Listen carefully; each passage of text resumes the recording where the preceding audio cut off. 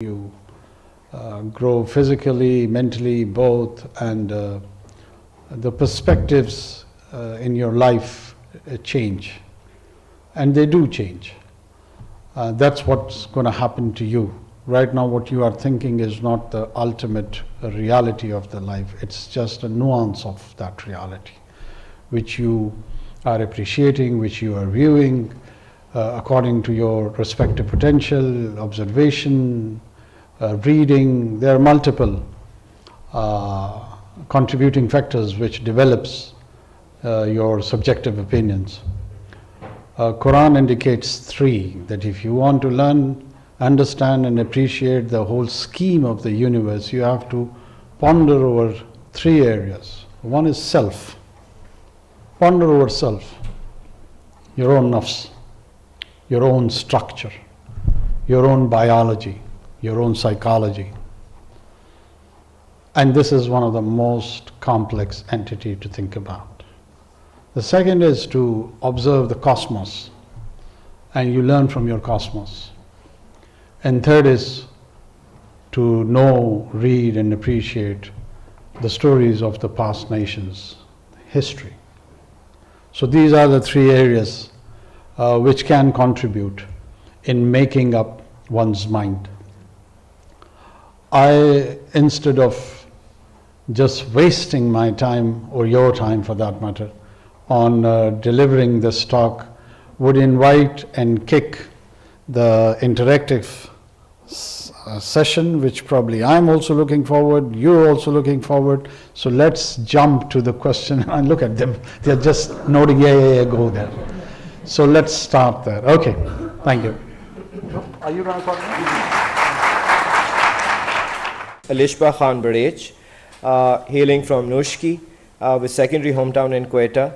Her standout achievement includes being the only Pakistani from Balochistan to receive a Cambridge University scholarship after being shortlisted in a global essay competition. Alishba, please join us here for the opening questions. Welcome, Mr. Prime Minister. The students here in this auditorium are among the most privileged students in Pakistan, and against them are millions of marginalized children who don't have access to education. What do you think, against this backdrop, will the government be able to fulfill the aspirations set out in the Pakistan 2025 vision document? First of all, it's such a delight to see you in such an accomplished position. Well, coming straight to the question that what a government can or can't, let's have an honest conversation over here, because I never believe in a clever conversation. From where do government does the function of the service delivery? It collects its taxes and then it spends it. And the third source of the revenue is that if you don't have that, you're going to borrow it from the third multilateral entity or outside from someone to fill in that gap. So what is our cycle and what is happening with us? We have got a target of almost 21,000 billion rupees receivable tax or achievable, which we project that we should achieve that. And the receivables are around 7,000 billion rupees. So the gap is of almost 14,000 billion rupees. So you are living in a neighborhood where you have got a very tough situation with your security, terrorism, so forth, and few other things. Along with that, you have to develop an infrastructure to kick the economic growth and the rest. And then you have to couple it and provide the primary education, higher education to different socio-economic background of the people. The population is around 240 million people. How do you do that? How can you do that? The tax evasion is almost more than 10,000 billion rupees. And this is, I am talking about the documented economy, which by the way is almost 20%, and rest of the 80% is non-documented. So there is a non-documented economy, And there is a documented economy in which you cannot receive taxes. You would definitely lead the questions, whose responsibility is this to collect all these taxes? Of course, it's the government and government's related department, which is FBR in this case. We have not done it. This is not in last 3 months that we have not been able to hit that target. It is a consistent story with all kind of big leaders, small leaders, mid-sized leaders, military dictators, civilian dispensation. This is a constant story.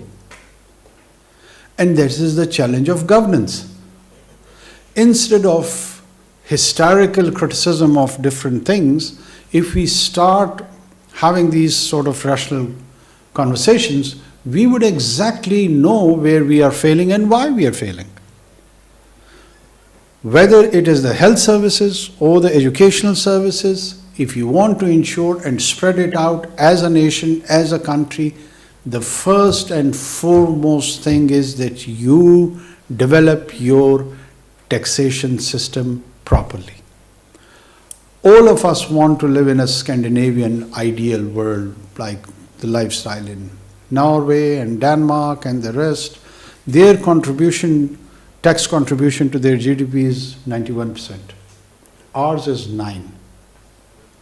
So I want to have a Denmark for contributing 9% as compared to 91%. It can remain in my wish list, but I can't have that.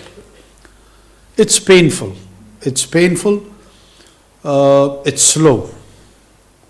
Both. So what do you do? As a caretaker, I can proudly say that after many, many, many years, we are the one in last quarter, we have achieved our tax target.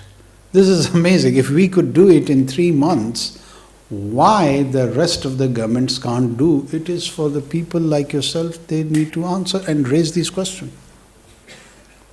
We did it. It's documented, it's published yesterday that in last quarter, we were able to achieve the tax target in the FBR.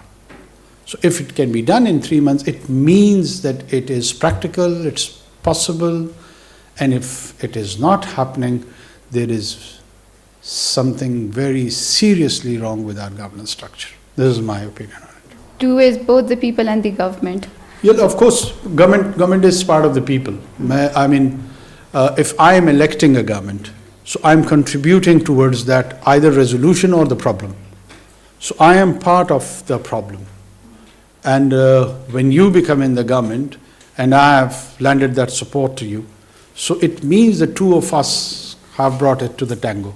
Mr. Prime Minister, why do we always go into frenzy and last-minute coping mechanisms, shut down the schools and do this and that? Why can't we be like Beijing and control this issue? I mean, crop burning is one of the prescriptions, but then there is no law enforcement. You go on the motorway and people are doing it without any fear of repercussions or them being caught. So what do you have to say about that? I completely agree with you. I mean, the enforcement is one of the challenges, as you have identified yourself in your question. The poor enforcement is part of the problem of the governance in this country. There are laws, they exist, but if he goes and tries to implement and apprehend that man, you would start agitating that his rights are being violated. And there is a group of rights emerge in this country wherever the law enforcement goes for the enforcement. There are occasions on which the law enforcement also are compliant for multiple reasons. Financial mismanagement, few others, political influence, they are there. But on the other hand, society also has a tendency to stop enforcement. So we are living in this milieu. Poor development and capacity building of the law enforcement agencies. Lack of ethos. I mean, if you go and observe your bureaucracy who has to implement, you will be surprised the kind of a value system probably they personally hold. That is appalling, that is shocking, that is disappointing to say the least. We have a structure of a bureaucracy which does not have a sense of identity. That what was the Ottoman Empire? The Janissaries were the most committed group which ensured the structure of the empire. And those Ottomans were able to expand their good or bad agenda up till Eastern Europe, primarily because of the Janissaries. If you go and see the structure of any nation state, empire, or anywhere in the documented history, there is a structure of the bureau who takes and furthers and forwards the agenda which is linked to that identity. In our case, it's missing. It is unfortunately missing. You don't know who they are enforcing the laws for, or they themselves are pretty much confused. So there is a structural issue at the level of the enforcement, which needs some radical changes, in my opinion. Whether somebody does that or doesn't, you need a civil structure reforms. Until and unless you don't do that, from the burning of the crop up till allowing a vehicle on the motorway which is not fit environmentally, are both part of the challenge. So we need to address that as soon as possible. I don't know whether this policemen agree with it, but this is my opinion. But then you mentioned radical change. Who will bring it and how? Like, what is the prescription? Will we keep dying? Our lungs are practically collapsing. So what is the prescription? Radical changes are required. This is all I can say. By whom? Let's find the noun. Let's find the person or persons in the time. They are placed somewhere in the future. If somebody can peek in the future, they will know it. But I am still pessimistic. I haven't found the answer, Mr. Prime Minister. Give us a noun. Well, this is my art to evade answers, you know. It's not the art to give all the answers. Well, Mr. Prime Minister, now coming to some serious questions. You recently banned all these celebrations on New Year's Eve in solidarity with the Palestinians. While it was well intended, Mr. Prime Minister, it raised two questions. A, about law enforcement, and B, about the global image of Pakistan. I mean, for the first one, celebrations still took place in the absence of law. For the global image, I mean, Pakistan, the only Muslim nuclear-powered country, has now gone to a status that when generations are being literally wiped out, this is what we are doing, banning fireworks. What do you have to say about that? First of all, there was a lot of criticism also, and there was a lot of appreciation behind this decision. So there is a mix of both. There is a section of society which wanted to celebrate the New Year, and down the line, after 100 years, they wanted to be documented as someone on that particular second, 12 o'clock, 1 second, dancing and having festivity and so on and so forth. So they're very, very critical of this decision, and I don't mind of the criticism. Our intention first was to highlight that in the global community, particularly on the Western Hemisphere, that there is a nation of 240 million people who officially has distanced itself from the festivity because of the kind of the genocide which is being committed by this apartheid state of Israel, which is brutal, which has applied a disproportionate force, whose existence is also at question, but they are expressing this brutal, are displaying the force of this brutality in a very, with impunity. So what are our options? One, do we go to the war? Yes. I'm an interim prime minister. Do you expect me to take the 240 million people to the war? Probably a nuclear war. So you are very quite serious people and raising a very serious question to me. Think about it. Have a grand assembly. mull over it. I can't alone take such a big decision. It's huge. It's big. Should we go to war? I mean, in my personal opinion, I am a very aggressive and a jingoistic person. Maybe I would say yes, but don't listen to me. War has implications. War is not a joke. What we have done, we have exploited the forum of OIC, we have exploited other international forums, we have been engaging with Western diplomats, particularly the US diplomats, Brits, Europeans, and clearly enunciating them, telling them that if such behavior continues, it would be responsible for radicalizing the entire 1.4 billion Muslim population throughout the globe, within West and over here, Middle East, North Africa, anywhere. So we are trying, the immediate objective is that somehow or other we stop this senseless war and create a humanitarian corridor. This is the kind of a message which the military leadership recently took the United States. And we were quite clear in our opposition and our condemnation and our commitment towards Palestinians.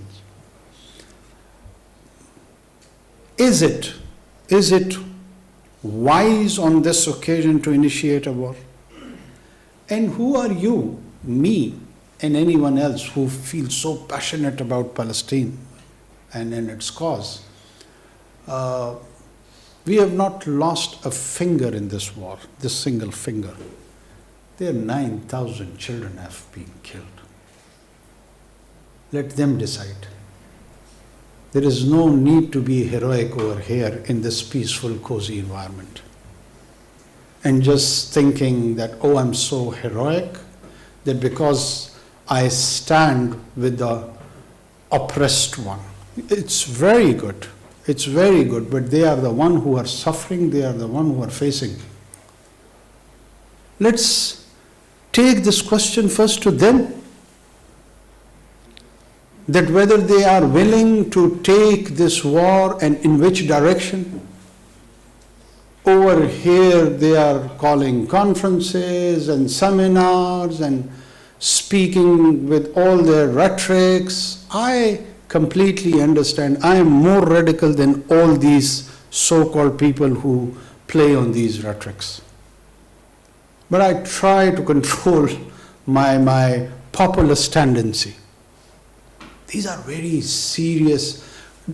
Is there any idea to all of them that what is the situation of Zionism, what is the link to a Judaic religion, how is Palestine already agreed to the historical, 22% of the Palestine to the historical existence of Palestine already. The whole world is talking on the pre-1967 border line with Al-Quds as its present. But here in Lahore or Islamabad, they are addressing the seminars that no, we don't want to accept this and we will never agree to it. Who are you? Have you identified yourself? Who are you? Are you Palestinians? Are you going to reside there? Are you going to counter the state of Israel? Their wrath, their planes, their bullets are my child. I have one by the one. Am I willing to risk his life for this? Or all these who are addressing these conferences? What are their credentials? Primarily it is their right. We should just support them whatever they say. We should be on their side no matter what. Instead of creating a front against the state of Israel, they have started a front against the current government. Wow. Good luck. Great. I get baffled Are you genuinely committed to that cause? Or you just want to abuse me? Go ahead, do it. Am I Netanyahu? And what are the practical suggestions? 1.4 billion Muslims are pondering and thinking about this challenge. I would be only remembered in history for allowing the aerial firing or not, or allowing someone to have a glass of alcohol or not. Let the history judge me. I don't care. I don't care at all. Yes, it was a gesture. The governments, they display small little gestures in their diplomatic communication, so the messages are sent. This message was not for domestic audience, it was more for a global audience. And there was a huge criticism on that account, so let it be.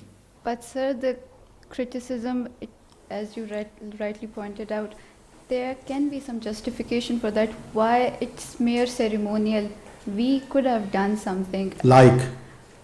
Why didn't we call out those who are supporting the genocide? They are our allies. Why are we silent and not naming them?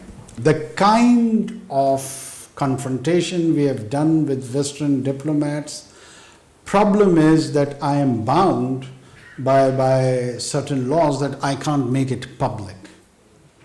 The kind of passionate and full of emotions, and at times, I'll just give you one small example. Few Western diplomats said that Pakistan should have a balanced view of the crisis in the Middle East, as the Israeli children, they have also been killed. So I asked him that, okay, Excellency, can you, in order to address the anger of the Israelis, which according to you also deserves attention. So can you give us a number, how much children do you need to kill so that the Israel anger gets satisfied? 50, 100, 2, 3,000, 2? We just want to have a number. And they were speechless. So of course we do challenge them, confront them, but we cannot make all those things public. For the diplomatic reasons, for the reasons which is known and documented in the statecraft. How do you do statecraft? You don't bring such conversation to the public. And I cannot bring whole of it. I can refer that, well, I had a very strong position vis-a-vis Middle East with diplomats. But I cannot produce it to the public that this is what I have said and these are the sort of replies we have got. No government does that. So why should our government do that? Mr. Prime Minister, coming to the question of Balochistan, firstly, who could have thought the state would be taken over by two Balochistanis? No, we have not taken over the state. For God's sake. Yeah, okay, carry on. So, Mr. Prime Minister, the recent happenings in Islamabad has elicited, I'm speechless. They're my own people. I'm sure you share the same feelings. But the problem is you did condemn and you did call on a meeting and you did form a committee. What do you have to say about the kind of treatment meted out to the protesters, which had large number of women and children?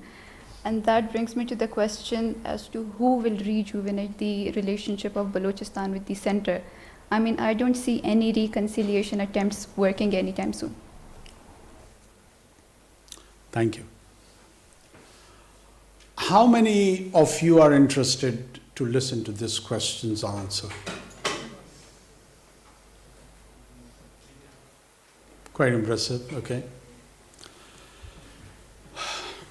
First of all, whenever there are protesters, the protests and the agitation has to be within the limits of law.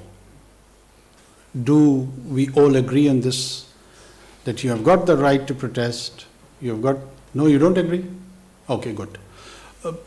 But when you agitate, every government has certain laws, even in democracies.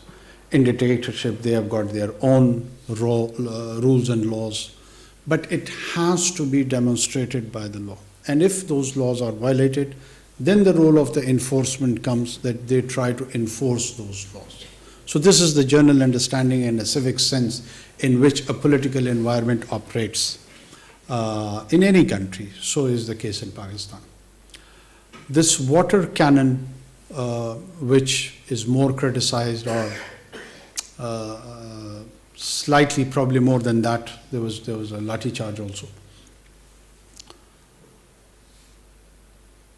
More than 200 instances I can quote from the European Union where they have used these water cannons to curb, control agitation within those countries. So these are the so-called international best practices. First of all, God forbid, there was not the case that we have shot at children or women, or we have gone to extreme positions. They were the basic tactics of law enforcement, water cannon and others. Because they were stone pelting, which was reported to me, so that stone pelting had to be stopped by someone. By whom? The role of the law enforcement was there to stop them. And after that, they made few arrests, which again is according to the law, their inherent and basic right. And when they were taken to the custody, to different police stations, they were released probably within 48 or 72 hours.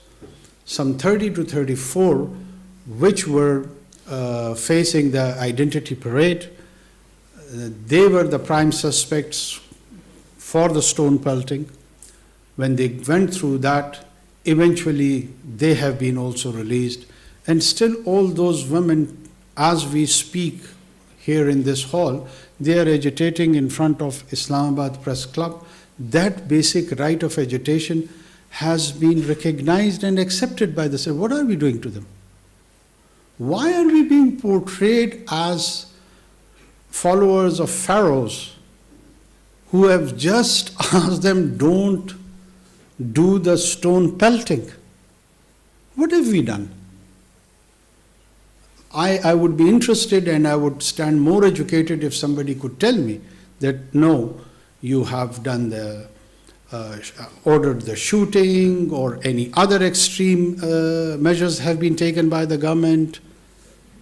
We can talk about the Balochistan situation, reconciliation, relation with the center in a very separate mode. I am willing to respond to that. But as far as this specific incident is concerned, don't you know that they are still agitating? The famous lady who's leading that agitation procession, she's there along with her friends.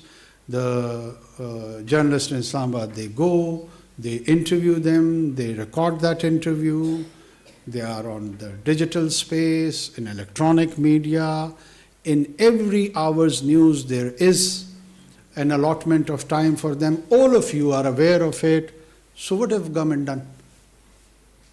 Oh, a government of Pharaoh. ये फिरौन जो है इन्होंने रोक लिया उनको क्या किया? You tell me, what have we done? Water cannon? Please try to understand that there is a government, and when the government faces a challenge tactically in which there is stone pelting or some other forceful things to change that order, the government has to enforce law. You can demand that no, law cannot be enforced. Then it's a jungle. Law has to be enforced, no matter whether somebody likes it or dislikes it. If you have any other question on Balochistan, I'm willing to answer. My name is Asif and I'm from School of Economics. My question is this, that we've had military operations where our soldiers have given their lives to achieve this peace, and our civilians indirectly gave their lives to achieve this peace. And we saw peace for a few years. So why is this sudden increasing attacks, and who's to blame? Is the government in Afghanistan, the Taliban government, to blame, or has our military might failed us, or have the civilian diplomatic talks failed us? Because at the end of the day, it's our own people who die. It's our own brothers and sisters of the soil who die. Thank you so much, sir. Thank you. I think so. This is one of the most pertinent questions I've faced throughout my visits in different universities. Thanks for asking it.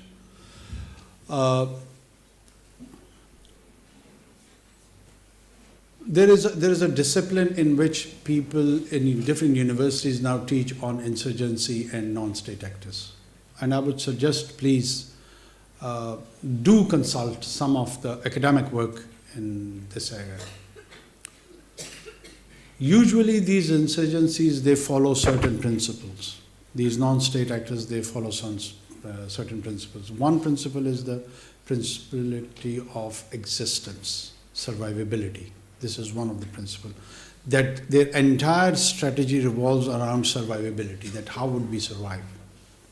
Why? Because they always are numerically at a disadvantage. And the states which are fighting them are advantageous as far as the numbers are concerned.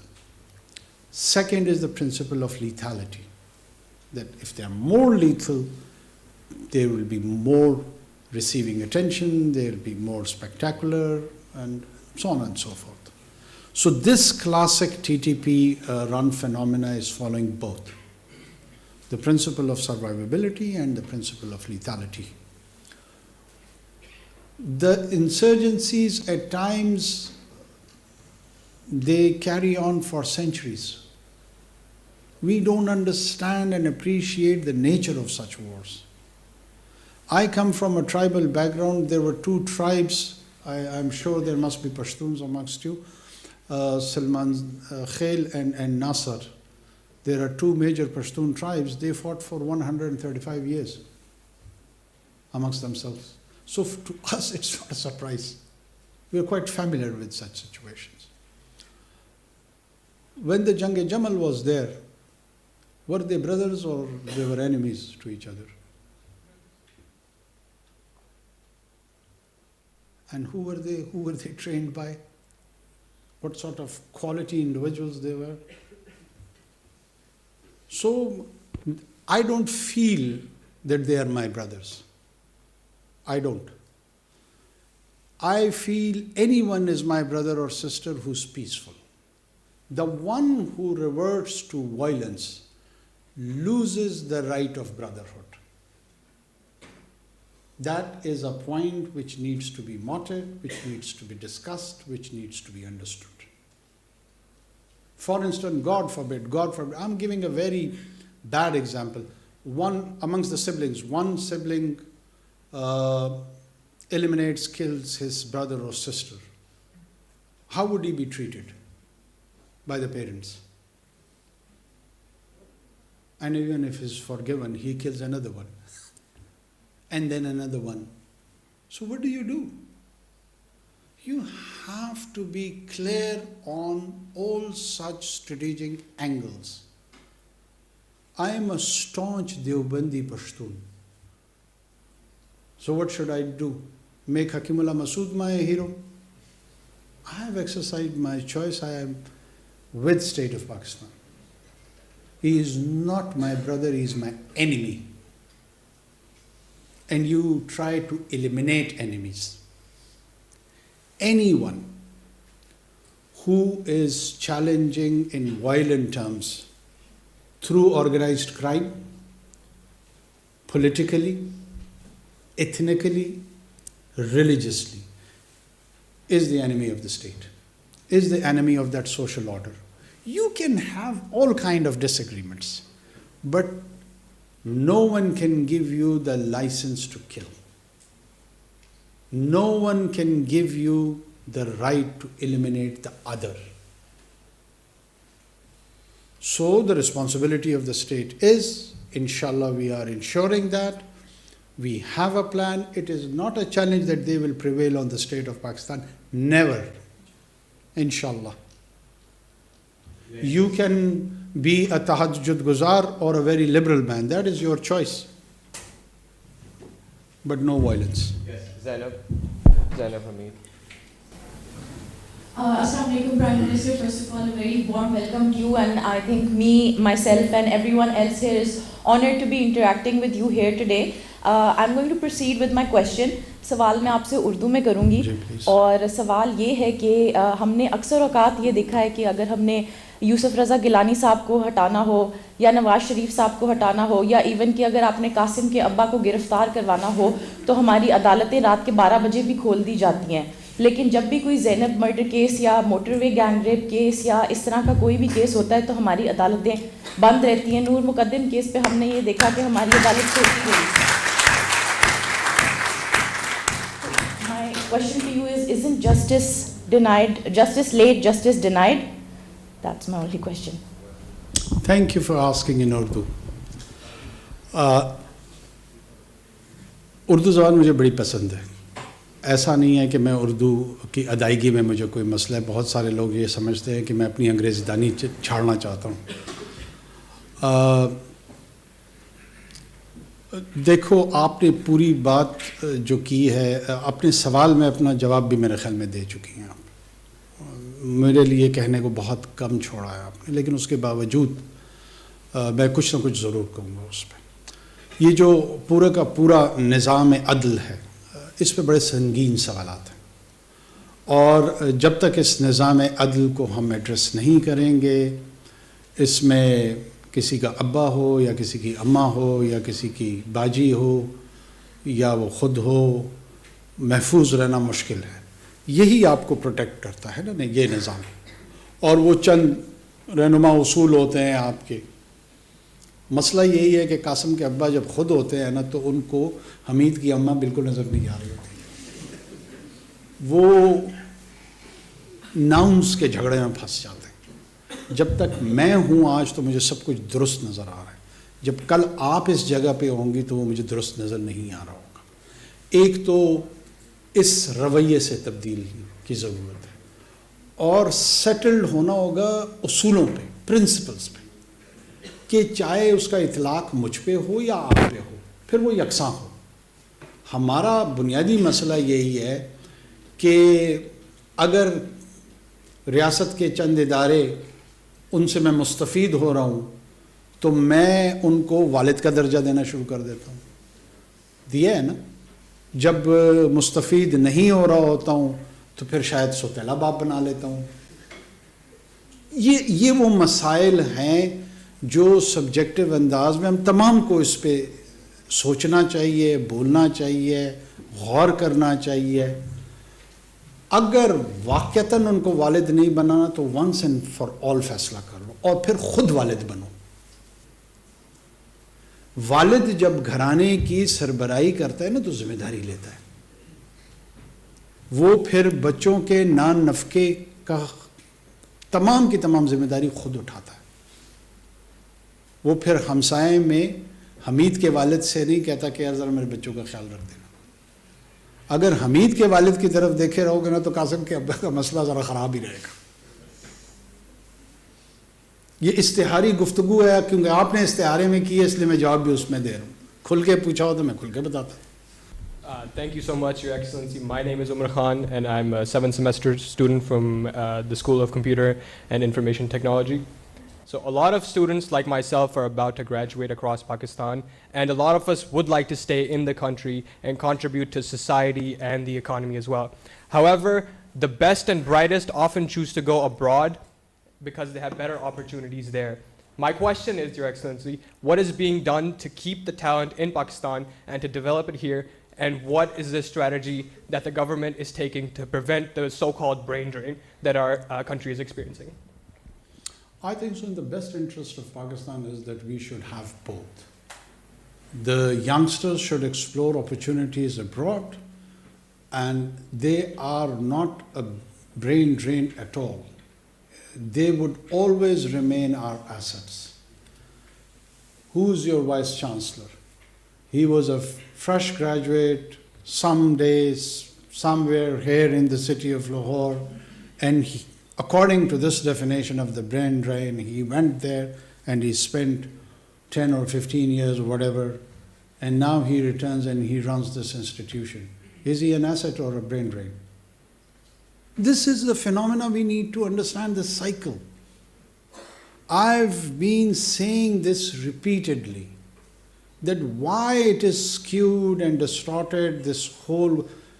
First of all, this is not a recent phenomena that the youngsters want to settle in Western Hemisphere, US, UK.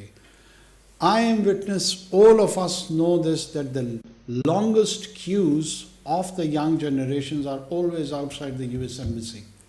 It's been a trend. Everybody wanted to go there because of the kind of the American dream, because of the kind of lifestyle, because the kind of opportunities they offer. Indians want to do it, Sri Lankans want to do it, Pakistanis want to do it, Bengalis want to do it, Brits want to do it, Japanese wants to do it, Germans want to do it. There is a huge global American influence, particularly America. And during the 60s, everybody was criticizing that, oh, the Indians' population, a huge section is going and it is becoming a brain drain. Down the line, after 3 decades, most of them became brain assets. They returned to the Indian society, invested back what expertise they got from there, what capital they got from there, and it is triggering, accelerating the economic growth of India. So please don't take this as a negative tendency. It's not. We are able to export our services. This is our accomplishment. Why are we so depressed about it? I hardly see a reason. If he or she, anyone goes anywhere on the planet, they remain at least for 3 generations attached to this society and state. There is a classic case study of your diaspora in UK. 3 generation people are living still in Mirpur. They don't divorce from this structure all the way. Yes, we need to produce better human resource. We should focus on the quality human resource. That should be our concern. Best nurses, best doctors, best IT experts. We are compromising on that. We are not producing good quality individuals, and we are all worried about, oh, all of them have gone to the Western Hemisphere. That is the wrong concern. The right concern, in my opinion, be that you should focus the kind of skills they are imparting in such places like this. And that is a huge challenge. I am sharing it with you. Please introduce yourself. Assalamualaikum, Prime Minister. I'm Hafsa Khalid and I'm from the Institute of Psychology. And consequently, my question pertains to the mental health situation in Pakistan. So the mental health situation in Pakistan, there are regulatory bodies. There's Pakistan Psychological Association. There's also a task force. My question is, why don't they do anything? I've seen, and all of us have seen, a lot of unethical practices being carried out within the field. So why don't they actually do something to regulate mental health practitioners, as it is done with other fields, such as if you're a doctor, you are constantly being monitored. Why does that not happen with mental health practitioners? Thank you. One of the challenges when I interact with the people, that they probably presume me in a role of a settled prime minister, a permanent prime minister who's got a backing of the parliament, where he can go back and do the legislation as a wrap of the executive, which in my case it's not. On the other hand, there are people who just want to see that my face vanishes as soon as possible, even before the 8th of February. So this is the kind of a balance I have to keep. I absolutely agree that we need regulations. We need regulations for the mental health practices and few other areas also. We lack good regulations, good rules and regulations even for medical education, be it for nursing council, nursing schools, medical schools. I have appointed a special assistant who can focus on medical education. And I would try to include this mental health also, because it's larger, the same family, you know. But we do have these limitations. I, as a caretaker government, cannot go for the legislation. The maximum which we can do and which we are trying to do is develop the drafts, put them in the law department, and once the parliament is there, the draft could be sent to them, the homework would be done, they may take advantage of that. That's all the maximum we can do. Thanks. Next question. Sir मेरे दो सवाल हैं आपसे. पहला ये है कि आप डिफरेंट यूनिवर्सिटी से आपको डिफरेंट स्टूडेंट्स ने बड़े मुश्किल सवाल पूछे हैं और आपने उनका बड़ा ज़बरदस्त जवाब दिया है. ये मोटिवेशन आपको कहाँ से आई? और मैंने सुना है कि आप किताबें बहुत ज़्यादा पढ़ते हैं. ये शौक़ आपको कब और कैसे पैदा हुआ? अच्छा, एक तो मैं पहली मरतबा 2015-16 में डॉक्टर आदिल नजम साहब हैं, हार्वर्ड में पढ़ाते. उन्होंने मुझे हार्वर्ड फोरम ऑफ पाकिस्तान पे बुलाया था. उस वक्त मैं तर्जुमान था सूबाई हुकूमत का, और I was privileged to address Harvard forum of Pakistan. There was a huge audience like this one. वहाँ से मुझे ये लत पड़ी. तो अगर आपने किसी बंदे को तलाश करना है कि उसकी वजह कौन था, उनका नाम है डॉक्टर आदिल नजम. वो तसलसल चलता रहा. फिर वॉइस ऑफ बलूचिस्तान में we had opportunity to interact with different universities, students. लोगों को शायद मेरी पॉलिटिकल जर्नी का ये हिस्सा उनके इल्म में नहीं है.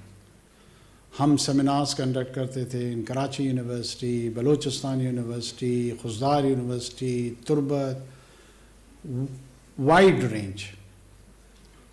उससे लगभग कई सालों से मेरा तसलसल के साथ ये अमल रहा. और वो अचानक मैं वज़ीर-ए-आज़म बन गया. तो मैंने कहा चलो यार वो काम दोबारा करते हैं. तो मुझे उसमें पहले भी लुत्फ़ आता था और अब भी लुत्फ़ आता है. आप जैसे प्यारे लोग मिल जाते हैं, गपशप लग जाती है, यू नो, कोई अंदाज़ा होता है कि ये फ्यूचर जनरेशन जा किस तरफ रही है. और जहाँ किताबों को मैं किताबें सजाता जाता हूँ, पढ़ता कम हूँ.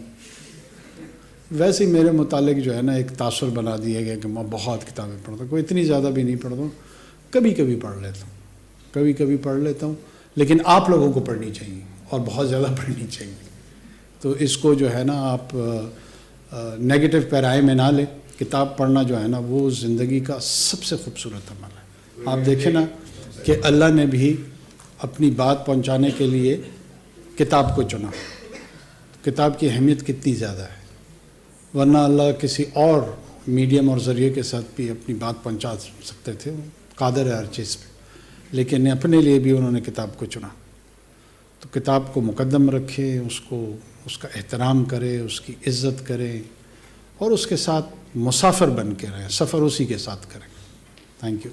We're going to take two more questions, one from this side, Rida. So my question is, आपने शुरू में बात की थी कि a successful nation requires efforts from both sides, the government and the people, because the government is a representation of the people, elected by the people. So my question would be, what incentive does a layman have to change their value system radically, as you put it, rightfully so? What incentive do they have to change their value system when the national structure rewards nepotism, corruption and cruelty? Thank you. When you want to learn lessons, you have to refer back to the history. That how the successful nations have gone through those experiments. Medicis were rulers of Florence for almost 300 years. And the Medicis of their time were the most corrupt and believed in nepotism and all kind of values which we criticize here today were part and parcel of the political culture of the Medicis. They would manipulate elections of the Pope in the Rome, they would bribe people, they would scandalize, and they would do all the ills, which were even ills during that time. It's not that those were the accepted norms. People do things which are accepted norms, but then time changes and you abandon them. But at the same time, Medicis produced people like Machiavelli or Da Vinci, so they were patronizing arts, they were patronizing philosophy, they were contributing towards the Reformation of Italy at the time. Unfortunately, in our case, elite has abandoned. They are doing the half of the Medici practices, but the other half they don't have even sense for it. And that is one of the challenge. Elite influences people. I am no denying that. Even if you go to the early path of Islam, what happened that the Prophet chose all the individuals who were considered and constituted as the Arabs' elite. So they were the opinion makers. And he invited them to get attracted to their cause, and then you mobilize your view. My problem or my challenge, I feel, is the elite, unfortunately, is devoid or bereft of vision. What do they want to do? I mean, if I've got a mansion somewhere in London or Manhattan or wherever, what next? What do I do? So this, what next, and what is the meaning of life, and those sort of serious questions, they are not occurring to our elite. So politics has to be translated through a meaningful dialogue. What is the purpose of life? All these serious questions are always pondered by minority. Normal people, they don't think about it. That's why there was one Socrates. So that minority has to think to shape up the view of majority. That is not happening. That minority is corrupted with the virus. So a new minority needs to replace that. So in democracy, you do it through elections. And if it's a non-democratic arrangement, then you probably do it through forceful means. In our case, we are still lucky that we are having a quasi-democracy. It's a transitional democracy, but it's still not happening through force. So let's give it a chance. Let's hope that people are not encouraged to apply force. If we do encourage them, it will bring us a disaster. Right, on the left. Yes, please, the gentleman in the second row. Yeah. My name is Rahman Kabir Khar, and I am a student of liberal arts and social sciences. So my question is that how are you planning on creating a fair playing ground for the upcoming elections? As I belong to a political family myself, and I have witnessed this firsthand, that our nomination papers are being cancelled without any reason. So what is your take on it and making a fair election? Thank you. As I was trying to explain to her, I'm glad that you are a student of political science, or okay. I don't shy away from admitting that we are a transitional democracy. And a transitional democracy is, again, a discipline which is taught throughout the globe in different universities. We are not a settled democracy. Most of east of the Europe, from some countries of Asia to Middle East, North Africa, they are transforming towards the democratic norms. What is the essence of democracy? Is it just a ritual of one day that you have elections where the principle is that the government has to change through ballot? And that principle has to be accepted and followed religiously, just like a religion, that it has to come that way. When you agree to that, there is a next phase of democracy, and which is equally important, and that is the performance of democracy.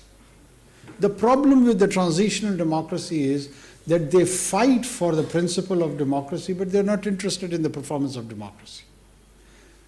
When such situation occurs, then the forces which are more prone towards the non-democratic practices, they do take advantage and they argue and they build their case on the non-performance of democracy. And the entire society is in the stress and strain. And everyone feels that they have got the rightful position of their own, with their own regimental and tribal thinking. If you go to the polarized position of the people who criticize the non-performance of the democracy, they say, oh, forget about this ritual. Don't you know what's going to happen after this? And everyone knows the answer, that yes, you have some basis to that argument, that what they're going to do, so and so. I'm not justifying it, I'm explaining it. And on the other hand, the principle of democracy are being violated by the same people when it is not in their advantage. They only believe in that principle when it is in their advantage. They don't believe it as a principle. 2018, 28, 2008, 2013, 2002, there is a whole history to this.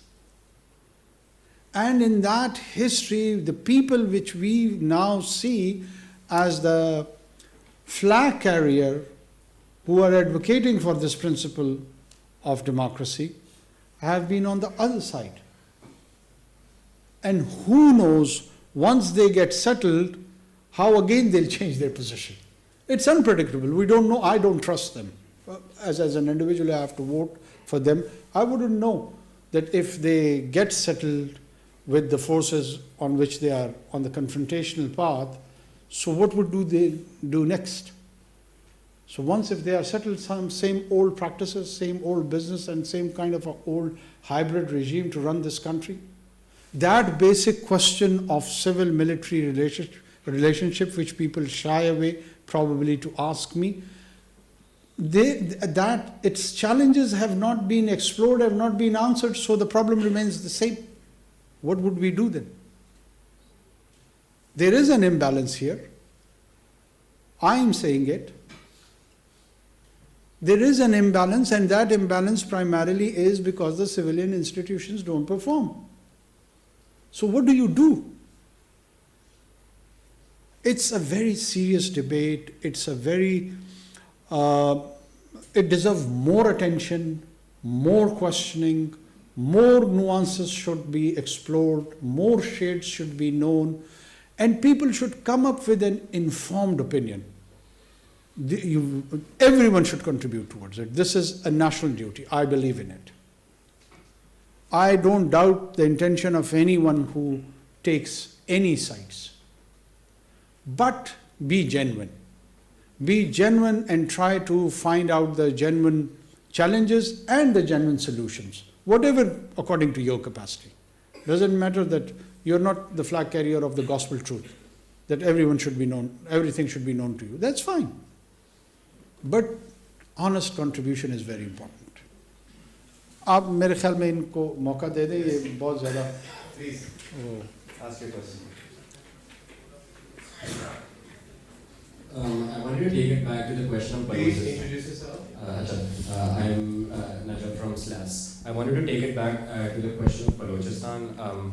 आपने जब Israel की बात की तो आप बताने लगे like generally जो narrative रहा है इजराइल के बारे में. So Israel, let's say, destabilizes Palestine for like decades upon decades. At that point, Palestine से एक हमला आता है. फ़लस्तीनी इजरायली कहते हैं कि ये इन्होंने क्या कर दिया, अब तो हमें इनका पूरा का पूरा मुल्क तबाह करना पड़ेगा.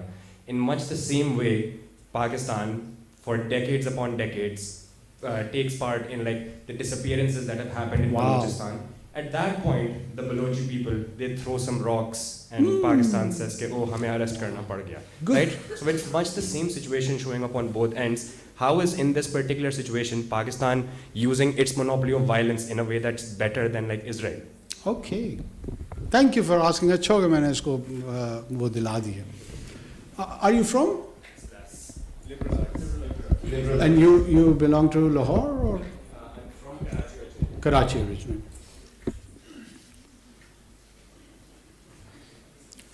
ایک تو جو انالوجیز انسان دیتا ہے, چاری پکنگ کرتا ہے, وہ بعض اوقات اپنے غصے سے اور اپنے باعث سے کرتا ہے. سب سے پہلے اپنے باعث اور اپنے غصے کو کنٹرول کرنا چاہیے, مجھے بھی اور آپ کو بھی. اور ونس یو ڈو دیٹ, اور جو پری کنسیوڈ نوشنز ہوتے ہیں ان سے ہٹ کے ان کو ڈیورس دے کے پھر ریالٹی کو ایکسپلور کرتے ہیں. اسرائیل 1948 میں آج بھی آدھی دنیا اس کو تسلیم نہیں کرتی. تو ایک تو یہ سٹلڈ کوشچن ہے کہ آدھی دنیا کے لیے وہ ایک انلیجٹمیٹ اینٹی ہے. ٹھیک ہے. پاکستان 14 اگست 1947 کو لیجٹمیٹ اینٹی بنا, جس کو 197 ملک تسلیم کرتے ہیں. اب یہ ایک لیجٹمیٹ اینٹی اور ایک کویزائی لیجٹمیٹ اینٹی, یہ بنیادی فرق ہے دونوں میں. یہاں پر مونوپلی آف وائلنس صرف پاکستان کو نہیں دیا گیا, مونوپلی آف وائلنس تمام لیجٹمیٹ اسٹیٹس کو دیا گیا ہے. یہ جو اسرائیل کو بھی لوگ کہتے ہیں کہ اس کو تسلیم نہ کریں, اس کی بنیادی وجہ یہ ہے کہ پھر وہ legitimate right to the monopolization of violence ان کی طرف چلا جائے گا. پاکستان کے کیس میں, ہندوستان کے کیس میں, سری لنکا کے کیس میں, یورپین ممالک کے کیس میں, اکارڈنگ ٹو دا ویسٹفیلین پرنسپل, جو رائٹ ٹو وائلنس ہے وہ اس نیشن سٹیٹ کا حق ہے. یہاں پہ کوئی بھی گروہ جو وائلنس کی طرف آئے گا اس کو جو رسپونڈ کرنا ہوگا in terms of legal frame work, in terms of administrative responses, وہ ریاست کرے گی. بدقسمتی سے اس مرتبہ اس کا نام ریاست پاکستان ہے, جو شاید بہت سارے لوگوں کو اتنا زیادہ اچھا نہیں لگتا, حالانکہ یہ تمام ریاستوں کا بیسک رائٹ ہے. بلوچوں کو یہ پتہ نہیں آپ کو کس نے بتا دیا ہے کہ بلوچوں کو ڈیکیڈ سے کیا کر رہے ہیں ہم, آکوپائی, ڈسپیئرنس یا انفورس ڈسپیئرنس کی اصطلاح جو ہے نا, وہ یہ وار آن ٹیرر کے بعد شروع ہوئی ہے. اس سے پہلے کم تھی, یہ نہیں ہے کہ بالکل وجود اس کا نہیں تھا, ہمارے ہاں کم تھا ایشیا اور ان ممالک میں. یہ موسٹلی جو ساؤتھ امریکن کنٹریز تھی, گویٹمالا, ارجنٹینا, جہاں پہ کمیونسٹ ریجیمز کو سپورٹ کیا کے اگینسٹ کوز کو سپورٹ کیا جاتا تھا, سمری ایگزیکیوشنز کر دیتے تھے, لوگوں کو ڈسپیئر کر دیتے تھے. تو اس کے لیے یو این نے ایک انفورس ڈسپیئرنس کمیٹی بنا دی. اس یو این کی انفورس ڈسپیئرنس کمیٹی کا اپنی ایک میتھڈالوجی ہے, there is a method to the madness. مثال کے طور پہ میں کہہ دیتا ہوں کہ جناب بلوچستان میں 8,000 آدمی غائب ہیں. اب 8,000 آدمی غائب ہیں تو یونائٹڈ نیشن والے یہ سوال پوچھتے ہیں کہ جناب پہلے آپ نے ان کا وجود ثابت کرنا ہے, یہ یو این کہہ رہا ہے, ریاست پاکستان نہیں کہہ رہی ہے, تاکہ پھر ان کا عدم وجود ثابت ہو سکے. آپ کا پورا نام کیا ہے؟ نجف. کہ نجف صاحب کے والدین کا نام دے دیں, سبلنگز دے دیں, ایکسٹینڈڈ فیملی دے دیں, تو پتہ لگے گا کہ یہ نجف عباس ہے, تاکہ کوئی اور نجف عباس بھی اگر ساتھ میں آ جائے تو پتہ لگ سکے کہ ان کے بیچ میں کوئی تفریق ہے یا نہیں. یہ ایک طریقہ کار ہے. اس طریقہ کار کے تحت جب 2009 میں یہ یو این کی انفورس ڈسپیئرنس کی کمیٹی یہاں آئی تو انہوں نے کہا, یہ لگ بھگ ایگزیکٹ نمبر نہیں دیا مجھے, بڑا لوگ کہتے ہیں جھوٹا ہے, جھوٹ بولتا ہے, ابھی گوگل کر کے دیکھ لو, انہوں نے لگ بھگ کہا کہ 50 کے قریب ہے. ٹھیک ہے. اب 50 سے پرابلم یہ آتی ہے کہ یو این چونکہ وہ پیٹرن نہیں اسٹیبلش ہو پا رہا, تو وہ انٹرسٹ نہیں لیتا, ان کا ریڈار نہیں آتا. ان کے جو ہینڈلر ہیں وہ ان کو سمجھاتے ہیں کہ بیٹا آپ نے کہنا ہے 8,000 لگے رہو, تاکہ یہ پورا کا پورا اسپریڈ آؤٹ ہو جائے اور انٹرنیشنل ریڈارز میں وہ رجسٹر ہو جائے. باقی کس نے دیکھا ہے ہونا ہے نہیں ہونا ہے, آپ نے بھی تو اتنا دیکھے پیشنیٹ ہو کر اس کے لیے سوچ رہے ہیں, لیکن پتہ نہیں کرا ہے کہ یو این کی ڈس اپیئرنس کمیٹی اس کے متعلق کیا کہتی ہے. پڑھے لکھے آدمی ہو, انفارمڈ ہو, اس ایشو کے ساتھ انٹرسٹ بھی ہے, لیکن نہیں پتہ کیا, وقت نہیں ہوگا اور مصروفیات ہوں گی, لیکن ذرا پور اسسمنٹ کی وجہ سے. بلوچستان میں جو سال سے ہو رہا ہے نا, نجف عباس صاحب, اگر آپ وہاں پر صرف اور صرف کراچی سے کوئٹہ تک سفر کریں تو بہت ساری یہ پروبیبلٹی ہے کہ وہاں پہ جو نان اسٹیٹ ایکٹرز ہیں, BLA, BLF, BRA, خاکم بدہن آپ کو بھی نشانہ بنا سکتے ہیں. آپ کوالیفائڈ ہیں, ایک تو نام آپ کا نجف عباس ہے, سارے سمجھ رہے ہیں. دوسرا آپ اردو زبان بولتے ہیں, ٹھیک ہے, رنگ گہرا ہے. یہ ساری کوالیفیکیشنز فار ایلیمینیشن ہیں. اب ریاست کی جو ذمہ داری ہے, آپ جیسا کوئی ایک گریجویٹ جاتا ہے اور وہاں مستنگ ٹاؤن میں کہتا ہے کہ جی میں نے پڑھانا ہے کسی کو, کیا پڑھانا ہے, پاکستان اسٹڈیز, انگریزی, اسلامیات, وٹ ایور, اور ان دا پروسیس یہ 2 افراد BLA سے BLF سے جڑے ہوئے ہیں, یہ آپ کو مار دیتے ہیں. یہ میں خیالی تصور پیش کروں, اور اس بنیاد پہ مار دیتے ہیں کہ یہ ریاست پاکستان کو پسند نہیں کرتے ہیں, تسلیم نہیں کرتے ہیں, یہ چاہتے ہیں کہ ان کی اپنی ریاست موجود ہو. ریاست کی ذمہ داری ان کے حقوق کے حوالے سے زیادہ ہے یا آپ کے حقوق کے حوالے سے؟ ویسے ہی ہاں یا نہ میں جواب دے دو, تھوڑا سا ہلکا پھلکا کمنٹ بھی کر دو, خیر ہے. You are unarmed, they are armed, you have just walked in to teach somewhere. For multiple reasons they hate you and they just kill you. And I am the state. So what is my moral responsibility that I should be interested more in your rights or their rights? I think your moral responsibility is to look at it with more nuance, considering the reasons that like BLA and all these let's say organizations वगैरह, your responsibility would be to look at it with more nuance and consider the reasons they exist in the first place, right? No terrorist agency, even if we call them terrorist agencies, just show up randomly. Okay. I will later become professor. First, as a head of government, what should I do? Look into your rights. I will find out that why these terrorist entities have been created. I'll do it in a place like this where I am here either to learn or teach. But as a state, I have to give an administrative response. Do your rights as a peaceful individual has a preference, or those who have exerted on violence, their rights are a preference? I'm just asking you a simple question. I'm asking all of you. Let him answer, but I'm asking all of you. If it was as non-nuanced as that, which it isn't, if it was as non-nuanced as that, then my rights would be more important. Oh, I'm so delighted to hear that. Thanks. Issue یہی ہے کہ BLA, BLF اور اس سے related TTP, لشکر جنگی, اس پہ تو کوئی اعتراض نہیں ہے تمہیں؟ You are using different organizations which... No. Oh, so they're different. But they're both killing people. No, the reason they are killing... Oh, one is killing animals, the other is killing humans. One is killing, let's say... Just Punjabis. Agencies of the government, one is killing individuals. Good. So agencies of the government deserves to be killed. I think the point at which they have like literally worked to destabilize their existences, I think killing them is a very small response.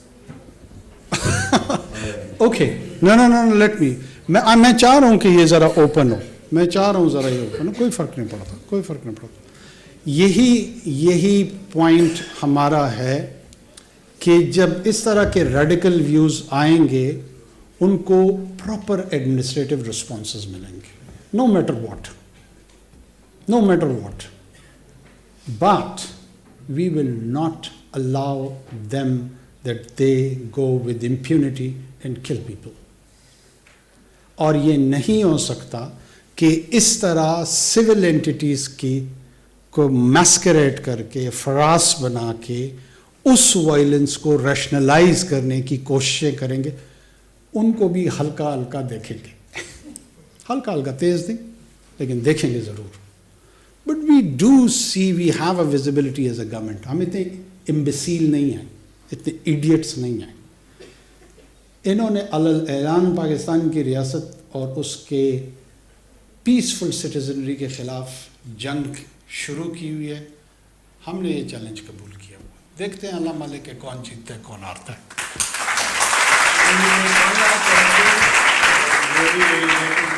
Prime Minister, for being so generous with your time. Just one last question from somebody in the back. Yes, gentlemen. Yes, please. खैर मुस्कुरा लो, क्यों, क्या हो गया यार? Hi, Mr. Kakar. I'm right here. Oh, okay. I come from the filmmaking department, TFT.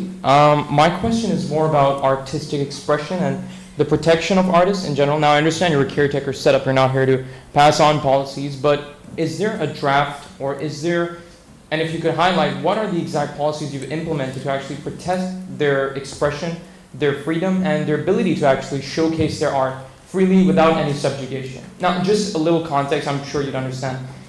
There's a phenomenal movie that came out this year, Zindagi Tamasha, directed by Sarmad Kusib, written by Nirmal Ban. It's a phenomenal film. Everyone has their own takes on it. If you've not had the chance to see it, I definitely recommend it. Now, this movie was approved by the federal government for release. This was approved by the Punjab government for release. This was approved by the Sindh government for release. But without any explicable or official statement, it was removed. It wasn't allowed to release. This is a man who's put a lot of love and attention to his craft, and it wasn't allowed to be released in the cinemas. So that's my exact question, because I want to make art in my country. I want to have impact in my society. But if this is the sort of, again, I'm not saying it's necessarily you, but if this is the attitude and lawlessness that we have in terms of letting artists express themselves freely, then it leaves us no choice but to take our creative freedoms elsewhere. So that's what I'm trying to understand. Do you have any policies right now passed on, ready for the next government, so when they come, we end this vicious cycle and we allow artists to fully express themselves?